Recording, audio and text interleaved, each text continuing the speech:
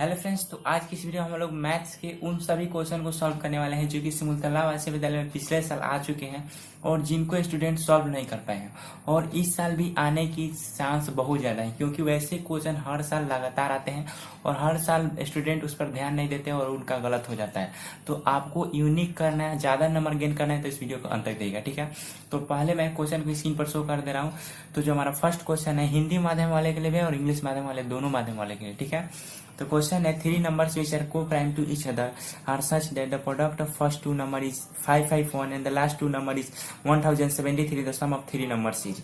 यानी कि हिंदी में कह रहा है कि तीन संख्याएं जो एक दूसरे की सह आभाज्य में से प्रथम दो संख्याओं का गुणनफल 551 है तथा अंतिम दो संख्याओं का गुणनफल 1073 है, तो तीनों संख्याओं का योगफल होगा। तो सबसे पहले आपको यहाँ पर जानना पड़ेगा को प्राइम नंबर क्या होता है। को प्राइम कहते हैं सह आभाज्य। तो देखिए को प्राइम नंबर होता है क्या है कि एक ग्रुप ऑफ नंबर होता है। को प्राइम नंबर कभी भी हम लोग सिंगल नंबर को नहीं कहते हैं। जब ग्रुप ऑफ नंबर होता है जैसे कि 1 2 3, तो जब ग्रुप ऑफ नंबर, तो इसको डिफिनेशन क्या कह सकते हैं, group of number having no common factor other than 1। यानी कि सहआभाज्य संख्या उस संख्या को कहते हैं, उस संख्या के समूह को कहते हैं जिसका एक के अलावा कोई और कॉमन फैक्टर नहीं होता है। तो अब यहाँ पर एक बात है कि कॉमन फैक्टर होता है क्या है। तो सपोज करिए कि 1 का फैक्टर क्या होता है, 1 होता है। 2 का फैक्टर 1 2, 3 का फैक्टर 1 3। कॉमन मतलब कि जो तीनों में हो, तो तीनों में आपको क्या दिखाई दे रहा है, 1 1 1। यानी कि ये 1 2 3 क्या है, को प्राइम नंबर है। को प्राइम नंबर यानी कि सहआभाज्य है। सहआभाज्य किस लिए है, क्योंकि इन तीनों संख्याओं का कॉमन फैक्टर क्या है, 1 है। तो ये तो आपको पता लग गया कि को प्राइम नंबर किसे कहते हैं। अब हम लोग इस क्वेश्चन को अगले स्टेप में चलते हैं। तो अब देखिए, मान लीजिए आप क्वेश्चन को किसी भी वेरिएबल में लेट कर लीजिए।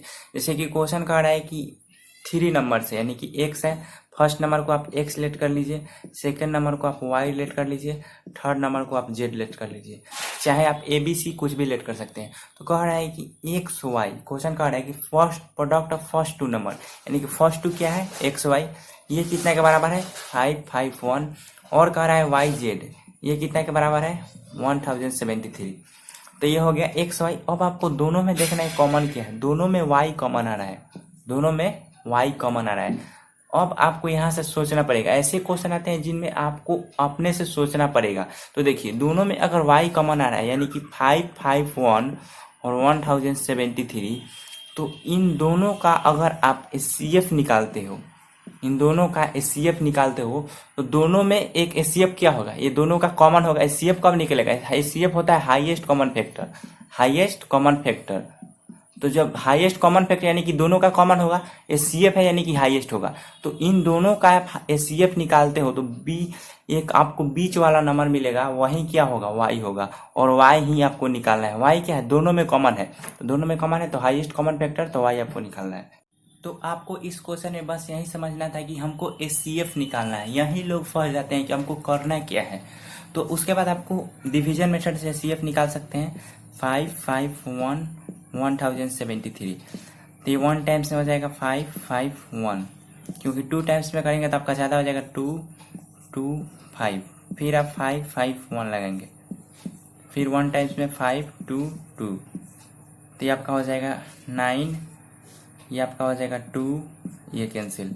फिर आप इसको लगाएंगे 5 2 2, तो 29 दूनी 58 ज़्यादा हो जाएगा, तो एक मरतबा लगाएंगे तो 9, फिर आपका हो जाएगा 3 और ये 2 2, यानी कि 29 9 232, ये हो गया। यानी कि जो लास्ट में बचता है वो आपका एचसीएफ होगा। ये तो आपको बेसिक कंसेप्ट है, एलसीएम एचसीएफ पता होना चाहिए, तभी आप इतने हार्ड लेवल के क्वेश्चन को सॉल्व कर सकते हैं। तो ये हमारा 29 एचसीएफ आया।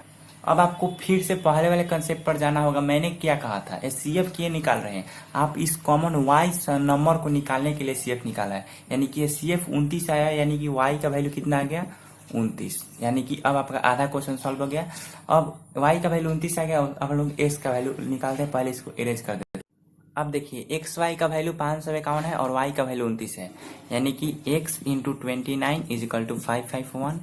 अब यहाँ से x इधर 29 मल्टीप्लाई में, तो उधर की इधर जाएगा डिवाइड में। ये बेसिक कंसेप्ट है, ये इतना छोटा आपको तो आना चाहिए, ठीक है। उसके बाद आप इसको काटेंगे तो 29 दूनी के 58 हो जाएगा, तो एक मरतबा लगाएंगे। आप इसको अलग भी रफ करके देख सकते हैं। आप एग्जाम में छोटे छोटे मिस्टेक को मत करिएगा, नहीं तो आपका नंबर कट सकता है। तो आपका ये हो जाएगा 1 टाइम्स और फिर 261 9 टाइम्स, यानी कि x का वैल्यू आपका कितना आ गया, 19।